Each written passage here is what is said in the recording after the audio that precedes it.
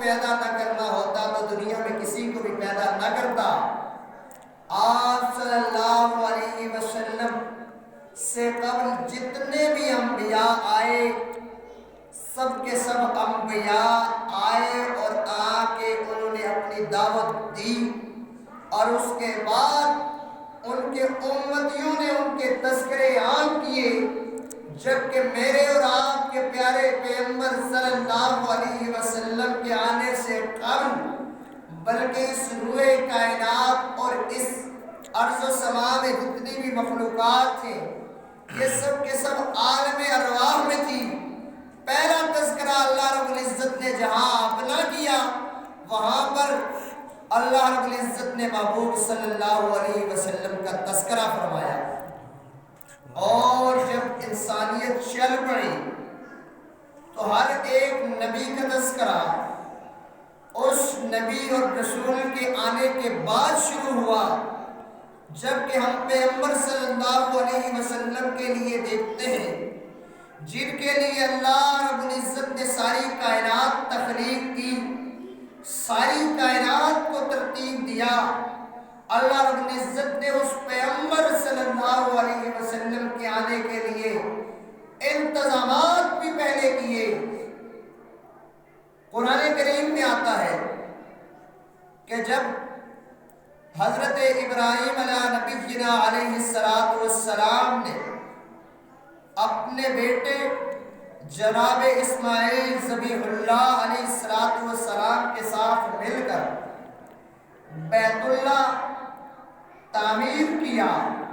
اور بیت اللہ بنایا، اس وقت قرآن کریم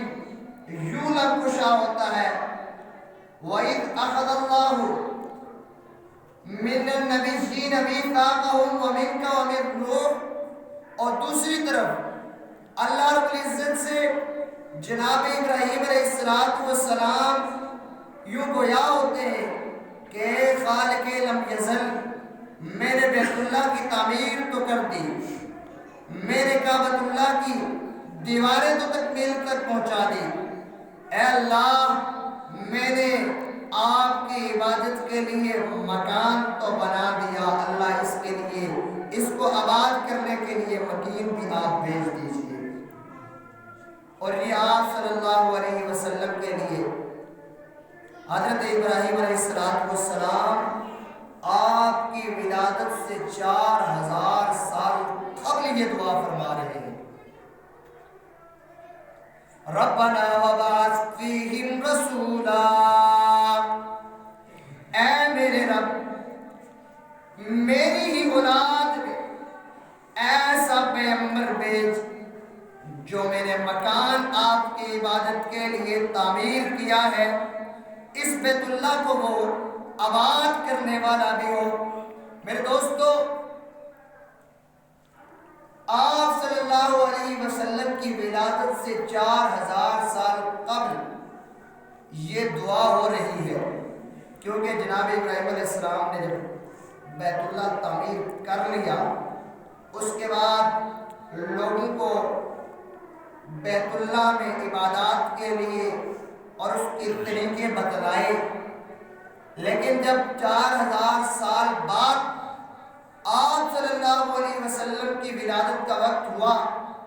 جب آپ صلی اللہ علیہ وسلم کی ولادت ہوئی اور آپ دھرتی کائنات پر تشریف لائے، تو اس وقت بیت اللہ میں 360 بت رکھے ہوئے تھے۔ لوگوں نے اللہ رب العزت کو چھوڑ دیا، لوگ گمراہ ہو گئے، بتوں کی پوجا شروع کر دیا، تاکہ بیت اللہ جو خالصتاً اللہ رب العزت کی عبادت کے لیے بنایا گیا، اس میں بھی 360 بت رکھے ہوئے تھے۔ تو ابراہیم علیہ السلام نے جب بنایا تو اسی وقت دعا کر دی کہ اللہ میں نے تو بنانا تھا، میرا کام ذمہ لگا تھا کہ میں اس کو بنا دوں، میں نے بنا دیا، لیکن اگر آپ چاہتے ہیں کہ یہ بیت اللہ آباد ہو تو اس کے لیے، اس کی آبادی کے لیے اگر کوئی آ سکتا ہے تو وہ ایک ہی شخصیت ہے، جناب رسول اللہ صلی اللہ علیہ وسلم۔ جب آئیں گے تو اس کے بعد دوبارہ بیت اللہ میں شرک نہیں ہو سکے گا۔ جب آپ صلی اللہ علیہ وسلم دنیا میں تشریف لائے تو 360 بت بیت اللہ میں رکھے ہوئے تھے. جاء الحق وذهب الباطل. اللہ کے محبوب صلی اللہ علیہ وسلم نے جب مکہ فتح کیا تو وہ سارے بت وہاں سے گرا دیے گئے، ختم کر دیے گئے، اور اس وقت سے اب تک پھر بیت اللہ میں اللہ ہی کی عبادت کی جاتی ہے، کسی دوسرے کی عبادت نہیں ہوتی. تو میں آپ سے عرض کر رہا تھا کہ جتنے بھی انبیاء دنیا میں تشریف لائے، سب انبیاء کا جو تذکرہ ہے وہ ان کی نبوت کے بعد شروع ہوا، اور نبوت کے بعد وہ تذکرہ کیا گیا. جبکہ اللہ کے پیغمبر صلی اللہ علیہ وسلم دنیا میں تشریف ابھی لائے نہیں تھے. 4000 سال قبل جناب ابراہیم آپ کے جد امجد آپ کے آنے کے انتظار میں آپ کے لیے انتظامات کر رہے ہیں، اور اللہ رب العزت نے اپنے تمام انتظامات مکمل کر کے محبوب صلی اللہ علیہ وسلم کو بھیجا. اسی لیے تو فرمایا وَرَفَعْنَا لَكَ ذِكْرَكَ،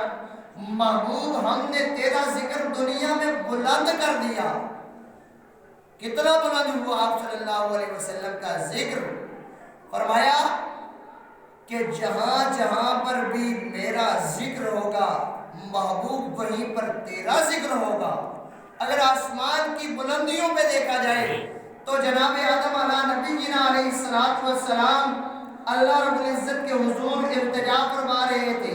اے نبی نے معاف فرما دیجیے. وہاں پر آپ صلی اللہ علیہ وسلم کا واسطہ اور وسیلہ بنایا گیا. جناب آدم سے پوچھا گیا، اے آدم آپ کو کیسے پتا چلا کہ محمد رسول اللہ صلی اللہ علیہ وسلم ابھی تو دنیا میں تشریف نہیں لائے؟ آپ نے فرمایا، اے اللہ جب مجھ میں روح پھونکی گئی تو میں نے آسمان کے ایک کنارے پہ لا الہ الا اللہ محمد رسول اللہ لکھا ہوا دیکھا تو مجھے علم ہو گیا کہ اے اللہ جس کا تذکرہ اور جس کا نام آپ نے اپنے نام کے ساتھ اتنی بلندیوں پر لکھ دیا، یقیناً وہ دنیا میں سب سے مقدس شخصیت ہوگی، اور وہ ہے محمد رسول اللہ صلی اللہ علیہ وسلم. اور زمین پر جہاں پر خالق لم یزل کا تذکرہ ہوگا محبوب، وہاں پر آپ کا تذکرہ ہوگا. دن میں کئی بار 5 بار اذان ایک مسجد سے بلند ہوتی ہے، جہاں پہ اشہد ان لا الہ الا اللہ کہا جاتا ہے، وہیں پہ اشہد ان محمد رسول اللہ بھی کہا جاتا ہے. اللہ کے محبوب صلی اللہ علیہ وسلم کے لیے اللہ رب العزت نے فرمایا وَرَفَعْنَا لَكَ ذِكْرَكَ، محبوب آپ کے لیے آپ کے تذکرے ہم نے عام کر دیے. میں نے آپ کو بتلایا تھا کہ اللہ رب العزت نے قرآن کریم میں فرمایا الم یجدک یتیما فآویٰ. یوں تو ظاہری زندگی میں اے پیغمبر صلی اللہ علیہ وسلم آپ تو یتیم پیدا ہوئے. تو عام طور پر جو بچہ یتیم پیدا ہوتا ہے وہ اساس کم تری کا شکار ہو جاتا ہے، اس لیے کہ جس کے والدین ہوں اپنی اولاد کے لیے طرح طرح کے کھلونے لاتے ہیں،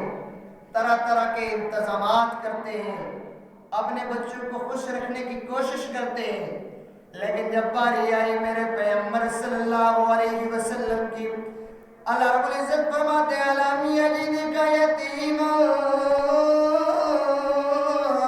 فآویٰ. اے محبوب صلی اللہ علیہ وسلم ہم نے آپ کو یتیم پیدا کیا، ہم نے آپ کو یتیم پایا،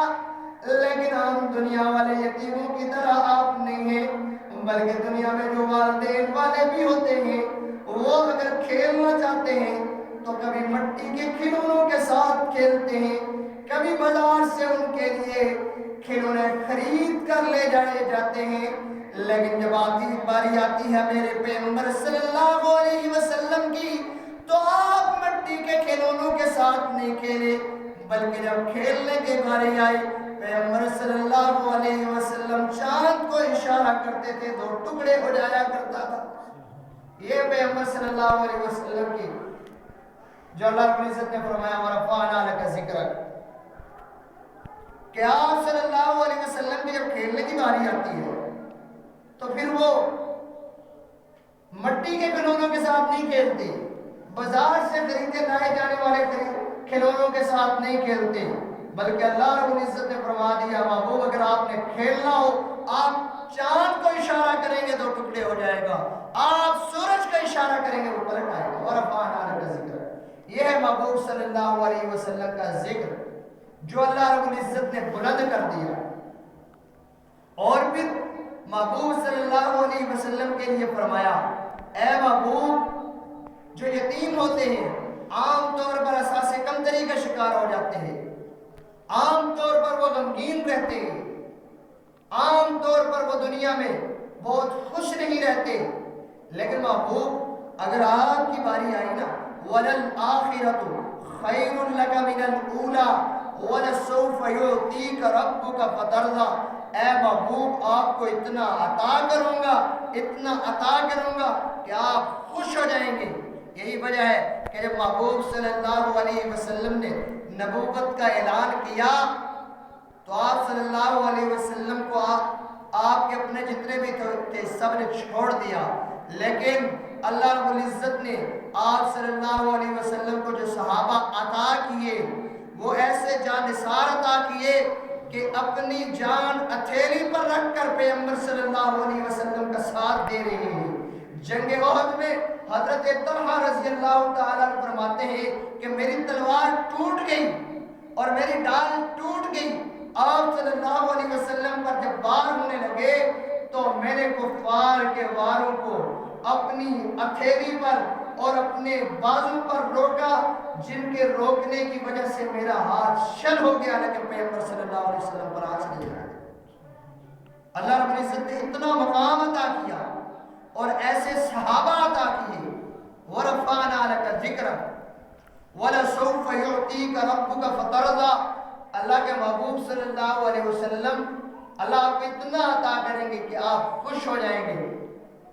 حضرت علی رضی اللہ تعالیٰ عنہ فرماتے ہیں کہ جب قیامت کا دن ہوگا، قیامت کے دن اللہ اپنے محبوب کو کتنا عطا کر رہے ہیں۔ قیامت کے دن اللہ رب العزت کی ذات گرامی جلال میں ہوگی، میدان حشر برپا ہوگا اور میدان حشر میں ساری انسانیت جمع ہوگی، ہر ایک امت ہر ایک نبی کے پاس جائے گی۔ کوئی لوگ جناب آدم علیہ نبینا علیہ السلام کے پاس حاضر ہوں گے، تمام انسانیت کے جد امجد ہیں، تمام انسانیت کے موجد اور تمام انسانیت کے والد ہیں اور شفیع اللہ ہیں۔ ساری کی ساری کائنات آپ کے پاس آئے گی کہ آپ سے اللہ نے انسانیت کا سلسلہ شروع فرمایا، اے جناب آدم آپ ہماری سفارش کر دیجئے، آج اللہ رب العزت حساب کتاب شروع فرمائے اور ہمارے لیے معافی کا اعلان ہو۔ حدیث میں آتا ہے آپ صلی اللہ علیہ وسلم فرماتے ہیں کہ جتنی بھی کائنات جناب آدم علیہ نبینا علیہ السلام کے پاس جائے گی، آدم علیہ السلام بھی اس وقت کہہ رہے ہوں گے یا رب نفسی نفسی، ہر ایک نبی یہی صدا بلند کر رہا ہوگا یا رب نفسی نفسی۔ لوگ ابراہیم علیہ نبینا علیہ السلام کے پاس حاضر ہوں گے کہ آپ اللہ کے خلیل ہیں، آپ اللہ رب العزت کے لیے نمرود کی آگ میں جلائیں گے، آپ اللہ سے سفارش کرتے ہیں کہ آج ہماری بخشش کی جائے۔ حضرت ابراہیم علیہ نبینا علیہ السلام بھی فرمائیں گے یا رب نفسی نفسی۔ جناب اسماعیل علیہ نبینا علیہ السلام کے پاس لاکھ لوگ حاضر ہوں گے کہ ہماری سفارش کر دیجئے۔ جناب اسماعیل علیہ نبینا علیہ السلام بھی صدا لگا رہے ہوں گے یا رب نفسی نفسی، حتیٰ کہ عیسیٰ علیہ نبینا علیہ السلام کے پاس لوگ حاضر ہوں گے، آپ روح اللہ ہیں، آپ اللہ رب العزت سے سفارش کر دیجئے کہ آج ہماری بخشش کا پروانہ عام کر دیا جائے، ہمیں بخشش کا پروانہ مل جائے۔ اس وقت حضرت عیسیٰ علیہ نبینا علیہ السلام بھی فرما رہے ہوں گے یا ربی نفسی نفسی وَلَسَوْفَ يُعْطِيكَ رَبُّكَ فَتَرْضَىٰ۔ اے محبوب اللہ آپ کو اتنا عطا کرے گا کہ آپ خوش ہو جائیں گے۔ ساری کی ساری انسانیت مایوس ہو کر جناب نبی علیہ السلام کے پاس حاضر ہوگی۔ آپ صلی اللہ علیہ وسلم کے دربار میں سارے لوگ جمع ہو کر عرض کریں گے یا رسول اللہ آپ ہماری سفارش کی دیجئے۔ اس وقت پیغمبر صلی اللہ علیہ وسلم فرمائیں گے یا رب امتی امتی، اے میرے اللہ میری امت کو بخش دیجئے۔ اور اس وقت اللہ رب العزت فرمائیں گے وَلَسَوْفَ يُعْطِيكَ رَبُّكَ فَتَرْضَىٰ۔ محبوب ہم آپ کو اتنا عطا کریں گے کہ آپ خوش ہو جائیں گے۔ آپ صلی اللہ علیہ وسلم کی حدیث نقل کرتے ہوئے جناب علی المرتضیٰ رضی اللہ تعالیٰ عنہ فرماتے ہیں آپ صلی اللہ علیہ وسلم نے ارشاد فرمایا کہ جب میری ساری امت کو بخش دیا جائے گا تب اللہ رب العزت مجھ سے پوچھیں گے اے پیغمبر اب خوش ہو گئے ہو، اب راضی ہو؟ تو میرے دوستو بات یہ ہے نبی علیہ السلام کے تذکرے تو ہم سنتے ہیں، آپ صلی اللہ علیہ وسلم کے ساتھ محبت کا ہم دعویٰ تو کرتے ہیں، تو کیا نبی علیہ السلام کو یہ جو پروانہ ملا، یہ جو اعزاز دیا گیا کہ آپ ساری امت کی سفارش کر سکتے ہیں، تو ذرا مجھے بتلائیے جس سے سفارش کروانی ہو دنیاوی اعتبار سے تو ہم اس کی کتنی چاپلوسیاں کرتے ہیں، ہم اس کی کتنی واہ کرتے ہیں، تو یہ تو وہ حقیقی سفارش ہے جو ہماری نجات کے لیے ہونی ہے۔ تو مجھے بتائیے کہ ہم پیغمبر صلی اللہ علیہ وسلم کی اداؤں پر کتنا مر مٹتے ہیں، آپ کا کتنا کہاں مانتے ہیں؟ یہ بات ہے یا نہیں؟ اللہ رب العزت فرمایا صلی اللہ الا رحمت للعالمین، محبوب صلی اللہ علیہ وسلم ساری کائنات کے لیے رحمت للعالمین بنا کر بھیجیں گے، وہ میرے اور آپ کے لیے بھی رحمت للعالمین ہے۔ آج ہم اللہ کی رحمتوں سے دور ہیں تو صرف اس لیے کہ ہم نے محبوب صلی اللہ علیہ وسلم کا دامن چھوڑ دیا ہے۔ اگر ہم آپ صلی اللہ علیہ وسلم کا دامن پکڑ لیں تو آج بھی میرے اور آپ کے پیغمبر صلی اللہ علیہ وسلم میرے اور آپ کے لیے رحمت للعالمین بن سکتے ہیں۔ لیکن بات یہ ہے کہ ہم آپ صلی اللہ علیہ وسلم کے دامن میں آئے، ہم ان سے جو محبت کا دعویٰ تو کرتے ہیں، ان کی ادائیں تو بنائیں، ان کا کہا تو مانیں۔ آپ صلی اللہ علیہ وسلم نے سب سے پہلے فرمایا میری آنکھوں کی ٹھنڈک نماز میں ہے۔ اب ہم سوچیں کہ ہم آپ صلی اللہ علیہ وسلم کی آنکھوں کا کتنا نور بنتے ہیں اور آپ کے دل کا کتنا سرور بنتے ہیں۔ میرے اور آپ کے پیغمبر صلی اللہ علیہ وسلم جتنے بھی طریقے دنیا میں لے کر آئے اور کامل اور اکمل دین لے کر آئے، اگر ہم اس پر چل پڑے تو دنیا بھی ہماری اور آخرت ہمیشہ ہمیشہ کی ہماری ہے۔ اور ایسا نہیں ہے ہم غیر سے متاثر ہو گئے، جبکہ حضرات صحابہ اکرام رضوان اللہ تعالی علیہم اجمعین جنہوں نے نبی علیہ السلام کا ساتھ نبھایا، حتیٰ کہ جناب بلال حبشی رضی اللہ تعالی عنہ فرماتے اللہ اکبر کبیرہ، فرماتے کہ ایک موقع آیا جب پیغمبر صلی اللہ علیہ وسلم نے فرمایا بلال بیت اللہ کی چھت پر چڑھ اور اذان دینا شروع کر۔ فرماتے ہیں میں بیت اللہ کی چھت پر چڑھا، وہاں پر جب میں نے اللہ رب العزت کی صدائیں بلند کی، میں نے اذان کی تو مجھے اس وقت خوشی بھی محسوس ہو رہی تھی اور اس وقت مجھے دکھ بھی ہو رہا تھا،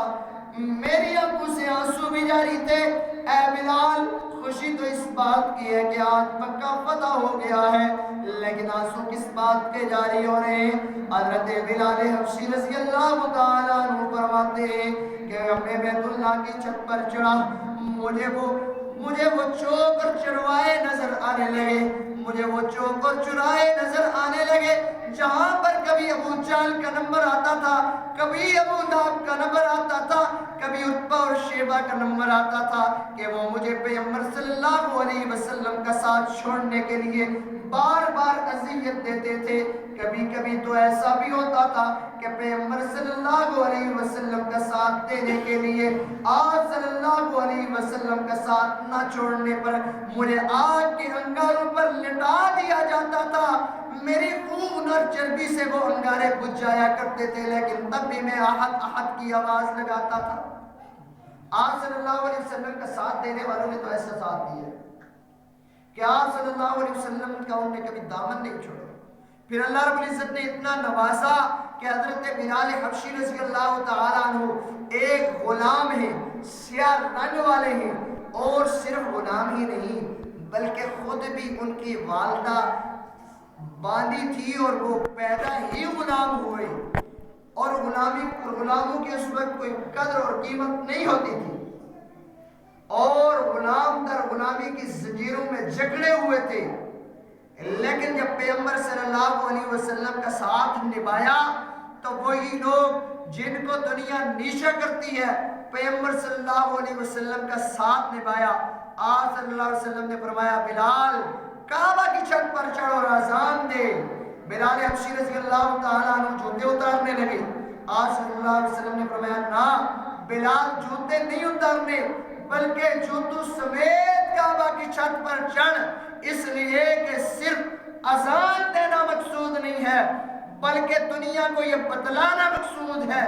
دنیا تو اپنے غلاموں کو نیچا کرتی ہے، جو پیغمبر صلی اللہ علیہ وسلم کے دامن کے ساتھ چمٹ جاتا ہے پیغمبر اپنے غلاموں کو بلند کرتے ہیں۔ وَرَفَعْنَا لَكَ ذِكْرَكَ۔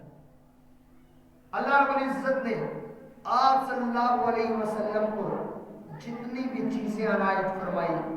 دنیاوی اعتبار سے ہوں، اخروی اعتبار سے ہوں، اللہ رب العزت نے ایک ہی پیغام جاری کر دیا، وَرَفَعْنَا لَكَ ذِكْرَكَ۔ محبوب صلی اللہ علیہ وسلم ہم نے آپ کے ذکر کو بلند کر دیا، آپ کے ساتھ جو غلام جڑے ان کو بلند کر دیا، آپ کے ساتھ بیت اللہ جڑا اس کو بلند کر دیا، آپ کے ساتھ مدینہ منورہ جڑا، لا اقسم بہذا البلد، اس شہر کی قسمیں ہم نے کھائی۔ اگر آپ کی امت آپ کے ساتھ جڑ جائے گی یہ بھی بلند ہو جائے گی، دنیا میں بھی بلند، اور آخرت کی ہمیشہ ہمیشہ کی بلندی اس کا مقدر ہے۔ لیکن اگر آپ کا ساتھ چھوڑ دیا